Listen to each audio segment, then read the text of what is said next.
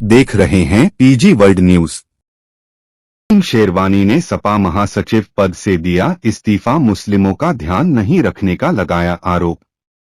PG world news की खास report. समाचार विस्तार से। स्वामी प्रसाद मौर्य के बाद सलीम इकबाल शेरवानी ने भी समाजवादी के राष्ट्रीय महासचिव पद से इस्तीफा दे दिया है। उन्होंने सपा प्रमुख अखिलेश यादव को पद छोड़े जाने का पत्र रविवार को ही भेज दिया था। सियासतदारों में चर्चा है कि प्रयागराज निवासी सलीम शेरवानी एक बार फिर कांग्रेस ज्वाइन कर सकते हैं। वहीं कुछ नजदीकी नेताओं ने उनके भाजपा के संपर्क में भी होने की बात कही है। सलीम शेरवानी की गिनती पार्टी के कद्दावर नेताओं में होती रही है। वह बदायूं सीट से 5 बार सांसद रह चुके हैं। बहरहाल कल 21 तारीख को कांग्रेसियों ने सलीम शेरवानी के आवास पहुंचकर उनसे कहा, आप अपने पुराने घर वापस आ जाइए। जिस पर सलीम शेरवानी का कहना था कि राहुल या प्रियंका गांधी बुलाएंगी तो हम जरूर जाएंगे।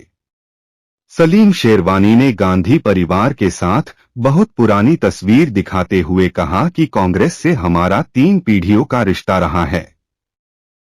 कांग्रेस ने हमको बहुत कुछ दिया है। इस मौके पर इरशाद उल्लाह सहित कई कांग्रेसी नेता मौजूद रहे।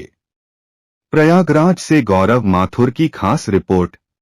का रहनुमा मेरी नज़रों में मुसलमान से ज़्यादा बेहतर कोई हिंदू बन सकता है जो मुसलमानों की आवाज़ उठाए।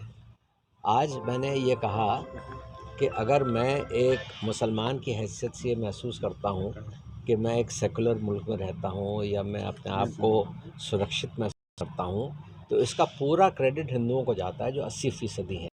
वो मुझे महसूस कराते हैं कि मैं सुरक्षित हूँ, वो मुझे महसूस कराते हैं कि मैं सेकुलर मुल्क में रहता हूँ। आज वो चीज़ ख़त्म होती चली जा रही है। अच्छा, बीजेपी तो इसी बात का दावा कर रही है, चाहे पीएम मोदी हो चाहे सीएम योगी, कि सबका साथ, सबका विकास, सबका प्रयास। यकीन है कुछ? मैंने जैसे कहा कि करने में, कहने में और करने में बहुत फ़र्क है। कुछ लोगों ने ये कहा कि मुझे राज्यसभा का टिकट नहीं मिला इसलिए मैं नाराज़ हो गया। अगर राज्यसभा का टिकट मुझे नहीं मिला तो मुझे निराशा हो सकती है, नाराज़गी नहीं होगी। क्योंकि पिछली दफ़ा भी आप याद कीजिए कि उन्होंने मुझे राज्यसभा का टिकट नहीं दिया था, मगर जावेद अली खान साहब को दिया था। मैंने कोई नाराज़गी नहीं दिखाई, ना मैंने कोई रिएक्शन दिखाया। इस दफ़ा मेरा जो नाराज़गी हुई वो इस बात से हुई कि आप पूरे 2024 के चुनाव में नारा दे रहे हैं पीडीए का, और पीडीए के ही प्लेटफॉर्म पे आप पूरा चुनाव लड़ना चाहते हैं जी। मगर आपने जो राज्यसभा के नॉमिनेशंस किए उसमें ना पी है ना ए है। तो हमारी कौम ने, मुसलमानों ने पिछले उत्तर प्रदेश के चुनाव में 80% से ज़्यादा वोट समाजवादी पार्टी को दिया।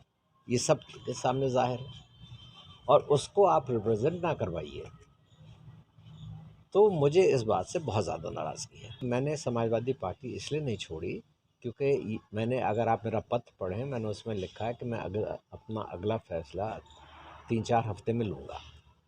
मेरे पास ये सही नहीं है मेरा कि मैं अपने आप से इस्तीफ़ा दे दूँ। पद तो मेरा है, मैं पद से इस्तीफ़ा दे सकता हूँ, मगर जितने लोग मेरे साथ, इतने लोगों ने मेरे साथ समाजवादी पार्टी ज्वाइन की, चाहे वो अलीगढ़ के लोग हों, चाहे वो एटा के लोग हों, चाहे वो बदायूं के लोग हों, चाहे वो बरेली के लोग हों, इलाहाबाद के लोग हों, खड़े हुए हैं यहाँ लोग। अब मैं बग़ैर इन लोगों की राय लिए हुए, बग़ैर इनसे पूछे हुए कोई फ़ैसला कर लूँ तो ये, इसको मैंने नहीं सही समझा। इसलिए मैं अब एक मीटिंग कॉल करने जा रहा हूँ अगले हफ्ते 10 दिन में। मैं सब लोगों को बुलाऊँगा, बातचीत करके फिर अपना फ़ैसला, कि मुझको बहुत कुछ मिल चुका है। 40 साल में मैं 5 दफ़ा सांसद हो गया, विदेश मंत्री बन गया, स्वास्थ्य मंत्री बन गया, मैंने वर्ल्ड हेल्थ असेंबली जिनेवा में मैं उसका अध्यक्ष बन गया, कई दफ़ा मैंने यूनाइटेड नेशंस में अपने देश की नुमाइंदगी कर दी। अब बचा क्या है मेरे लिए? अगर मेरे लिए कुछ बचा है तो वह इज़्ज़त से रहना और जो लोग मुझसे जुड़े हुए हैं उनका सम्मान बना के रखना।